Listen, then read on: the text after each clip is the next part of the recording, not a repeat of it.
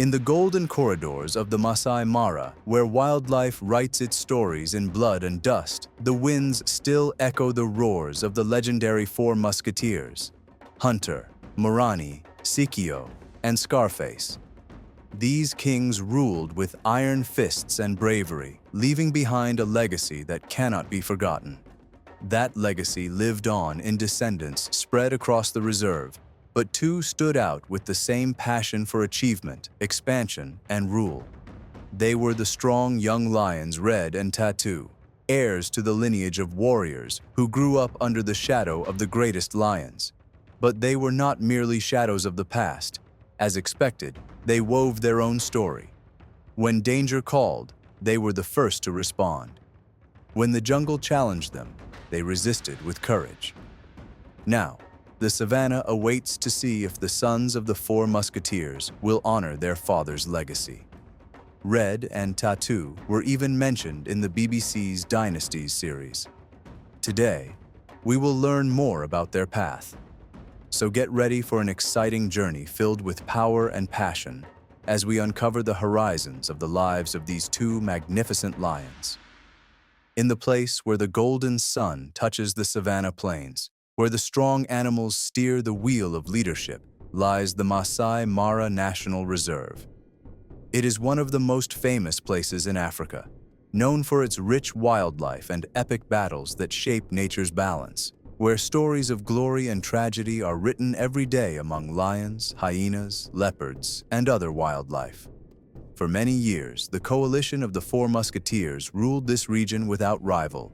Hunter, Morani, Sikio, and Scarface, names that the savannah echoed with a mixture of awe, carrying a legacy of power and dominance. The scarred face of Scarface made him the most famous lion in the world. But as with all dynasties, time had its effect. One by one, the Musketeers faced aging and the harsh cycle of the wild. When everyone thought their story had reached its end, it was, unexpectedly, just the beginning of a new tale. Among the descendants left by the Four Musketeers, two began to stand out: Red and Tatu. These young lions bore the weight of a legendary heritage. From an early age, they showed unbreakable resilience, playing and learning to hunt together, as if the power of the original coalition pulsed within them. The presence of Red and Tatu did not go unnoticed. Their strong builds, firm appearances, and contrasting personalities drew attention. Observers followed them closely. But, like many tales of the savannah, the path of Red and Tatu was not easy. As they reached maturity, natural challenges arose before them. Karibu and Rafiki had become the new rulers of the pride, while Red, Tatu, and their brothers were coming of age. The destiny of these young lions soon became clear. Red, Tatu, and their brothers were expelled from the coalition. It was time for them to grow and become kings. The first months of their nomadic life were harsh, but sudden loss shaped their character, maturing them into stronger lions. Red and Tatu were now alone. In the past, lions would hunt recklessly without analyzing their surroundings. But now, they would wait and observe carefully before launching precise attacks. Red and Tatu learned not to repeat mistakes, realizing that analyzing the environment before striking was a better tactic. They found themselves in uncharted territory, facing the challenge of living alone. To become stronger, they needed allies. It was time to overthrow another coalition and claim their throne. Indeed, near the Mara River, there was a pride of experienced lionesses led by an old male whose reign seemed close to ending.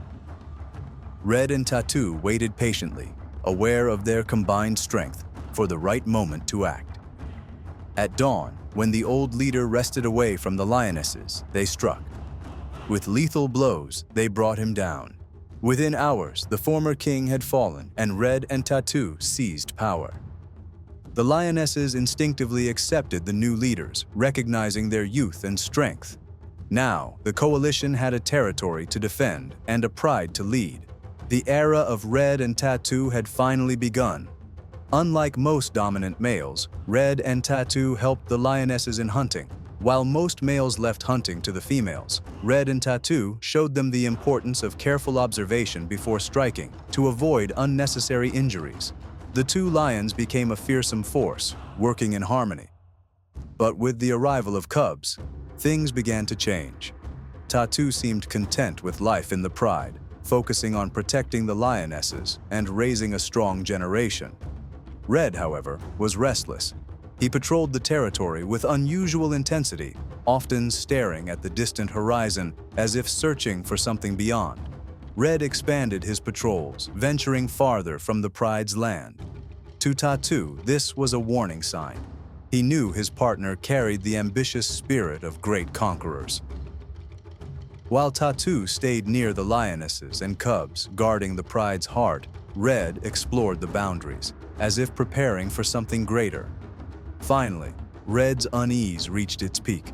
He did not return from his nightly patrol. It became clear he was determined to follow his own path. Tatu could not ignore his worry. Sensing something was wrong, he set out to find Red, tracking his scent to bring him back.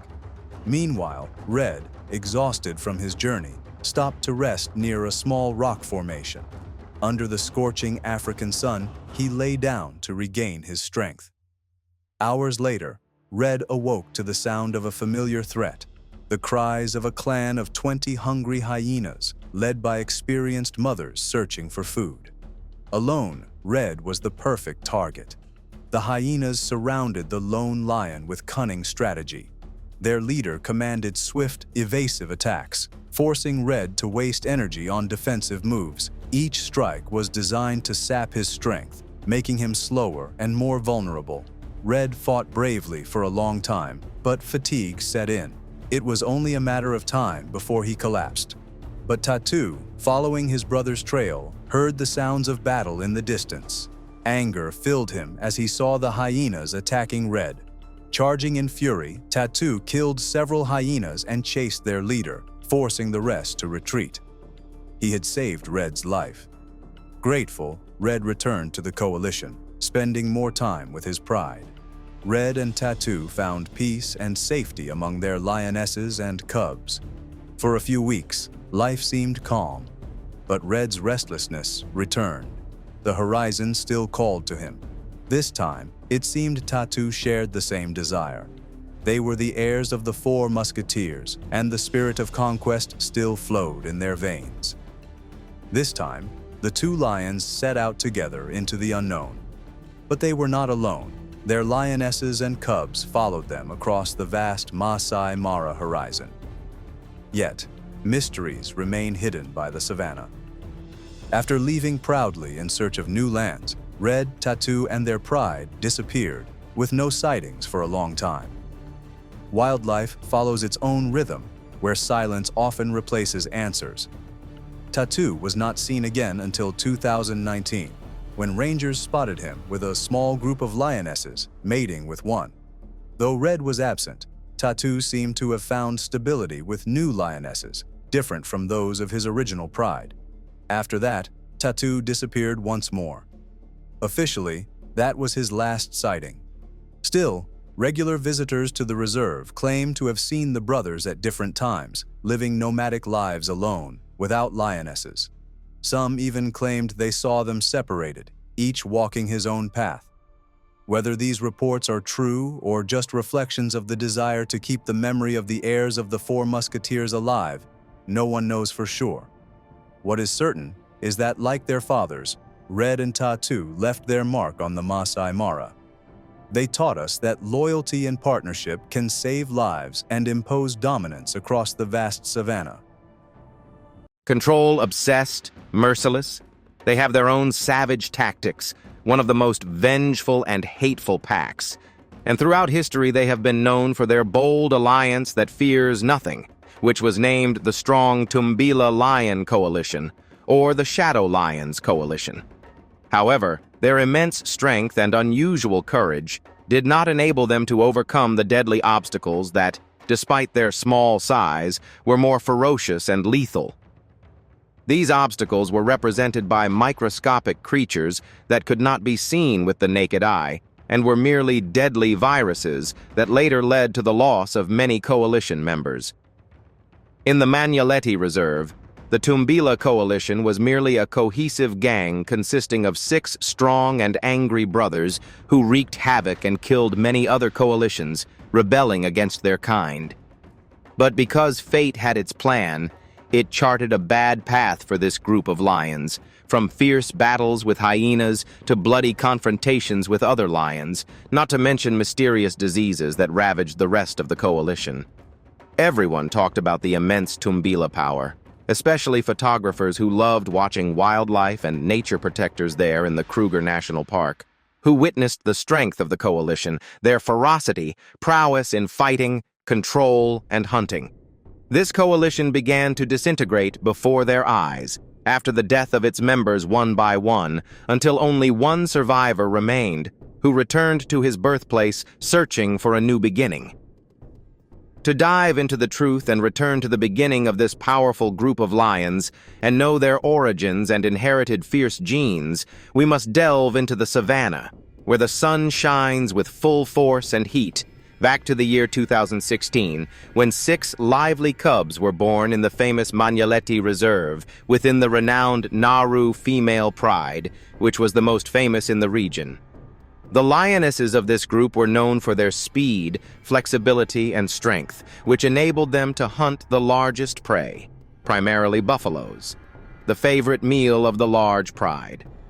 The 6 males born were no less brave than the adults, showing signs of strength and wit from a young age, wit that later crowned them kings of the pride.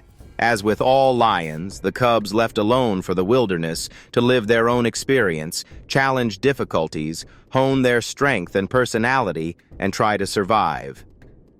Indeed, 5 of the 6 cubs united to form their own coalition, which was inevitable after leaving the pride, and then it was named the Tumbila Coalition. Victory came in their first battles with some nomadic lions, as one of the strong cubs crowned himself king of the coalition. The name Shadow Coalition was not given in vain, as these 5 lions demonstrated their remarkable ability to move stealthily through the shadows of the savannah, remaining unnoticed. They were professional in camouflage and setting up ambushes rarely detected. This skill gave them a crucial advantage, especially in territorial battles, protecting borders and expanding.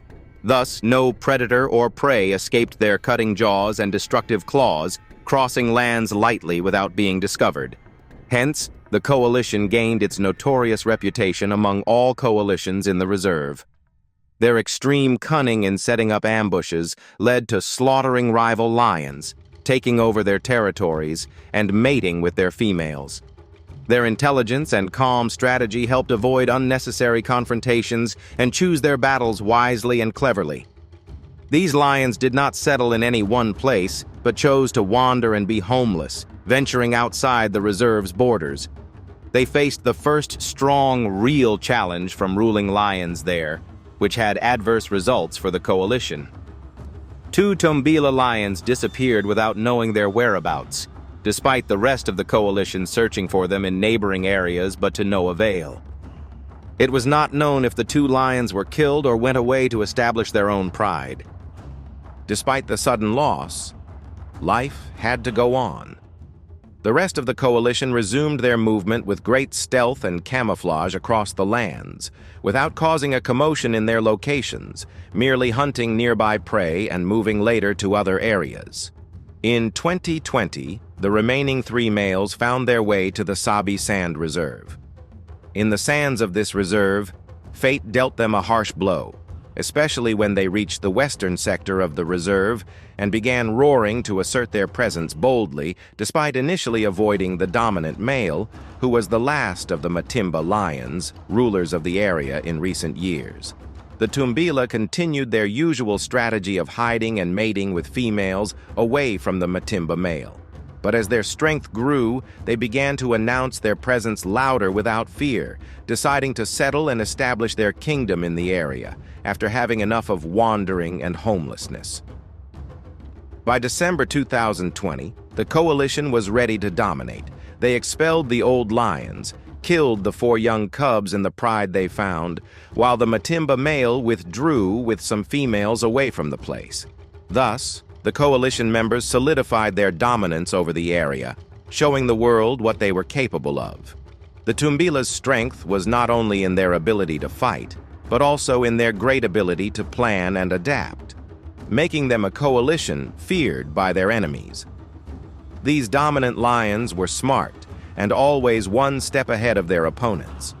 They slaughtered every lion that entered their territory in a world where survival depended on cunning as much as strength and strategies. The summer of 2021 brought new challenges to the coalition. While the males were patrolling their territory, one of them found himself surrounded by a clan of hyenas, igniting a terrifying, bloody battle. Between the lion's strikes and his pursuit of the hyenas, and the latter's treachery causing severe wounds on the lion's body, the lion managed to kill 2 hyenas, while the rest fled the scene. The battle ended with severe injuries to the lion's hind legs, preventing him from participating in hunting or defending the pride. Despite the efforts of his brothers and the other lionesses to care for him, offering the best parts of the prey from the hunts, his condition did not improve. He began to refuse food and lost his appetite entirely, with his wounds being accompanied by deadly infections and viruses. The lion succumbed to his illness, last seen in the embrace of the tall savanna grasses in September 2021, before he finally passed away. The remaining 2 lions stayed together for a few days, abstaining from their night patrols or helping in hunts. They were clearly in mourning for their brother. With the coalition reduced to 2, it was time to move on and continue protecting their kingdom and caring for its members. But first, vengeance was necessary. The 2 brothers set off towards the hyenas they considered responsible for their brother's death, leaving their pride for 4 days to track the hyenas. When they encountered them, the lions slaughtered most of them, targeting the strongest first, believing this would honor their brother's memory. They returned after leaving the hyena clan weak and powerless. The coalition expected that their days would finally prosper upon their return, but this did not happen. Especially at the beginning of 2022, one of the lions in the coalition showed signs of a severe illness. His health deteriorated rapidly. The lion suffered from a mysterious disease without battle scars. His condition was so poor that even 2 nomadic lions found him alone while his brother was patrolling the borders, then ignored him because of his miserable state. The sick lion died in June of the same year, and his body was taken for clinical analysis, revealing a strong unknown bacterial infection by the local care team. The situation was so concerning that the last Tumbila lion and the rest of the pride were sedated, and blood samples were taken for lab testing. The procedure was necessary to prevent the disease from spreading like a plague and killing all the cats in the reserve. However, no other lions showed signs of the same bacteria.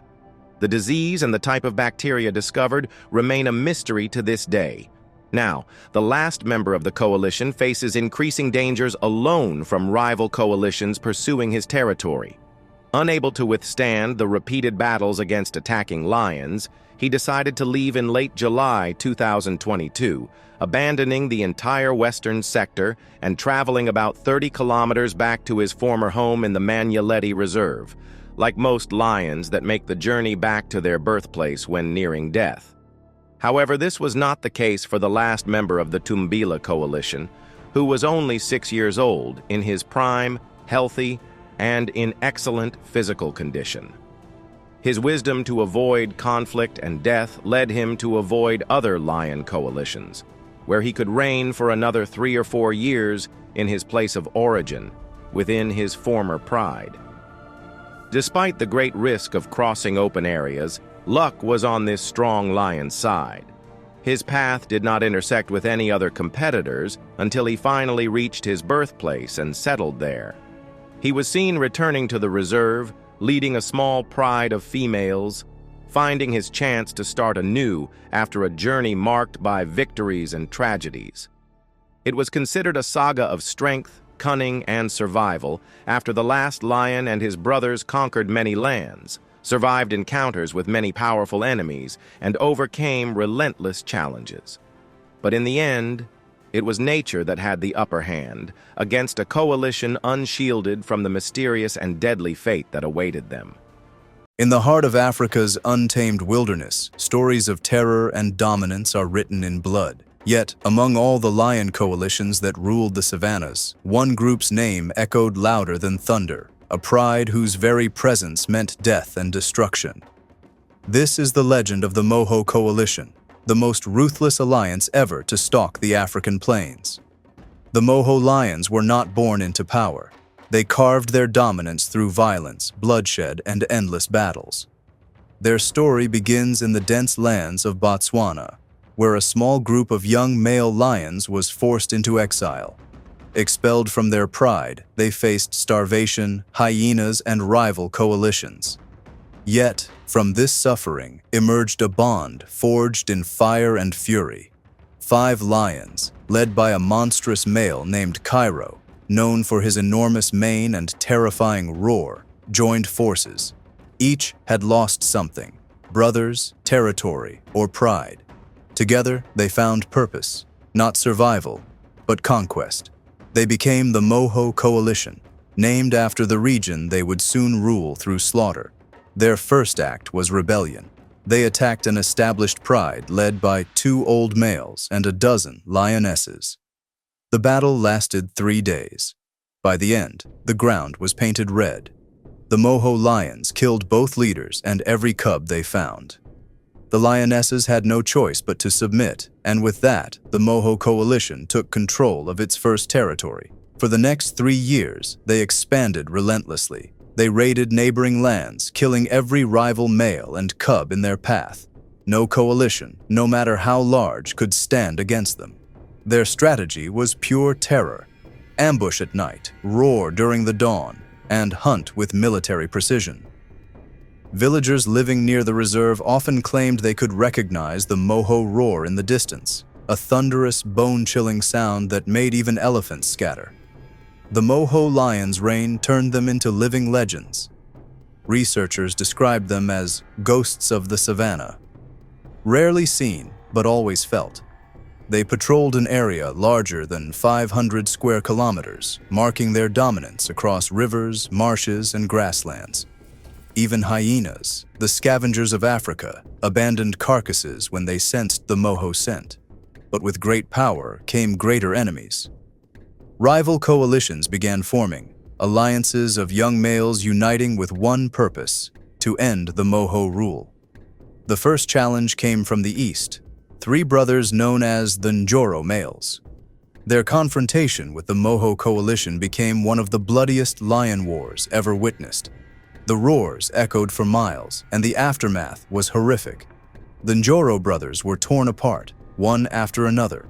The last survivor was chased for more than 2 days before being brought down and killed. However, the war took its toll.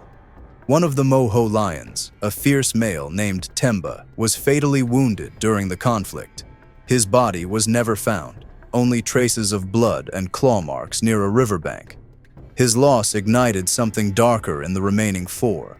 Their attacks became even more brutal. They began killing for dominance, not for survival. Soon, even humans began to fear their proximity. Farmers near Botswana's reserves claimed the Moho lions were responsible for killing dozens of cattle in a single night. Government rangers tried to track them, but found only remains, bones, carcasses, and the trail of their destruction.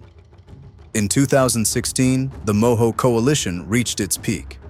They controlled 3 major prides and ruled over nearly 60 lionesses. Their cubs dominated the delta, spreading their lineage far and wide. Cairo, their leader, became a legend in his own right, a lion so massive that guides called him the mountain with eyes. His mane turned almost black with age, a sign of power feared by all lions. But time is undefeated. Age began to weaken Cairo, and the younger males sensed it.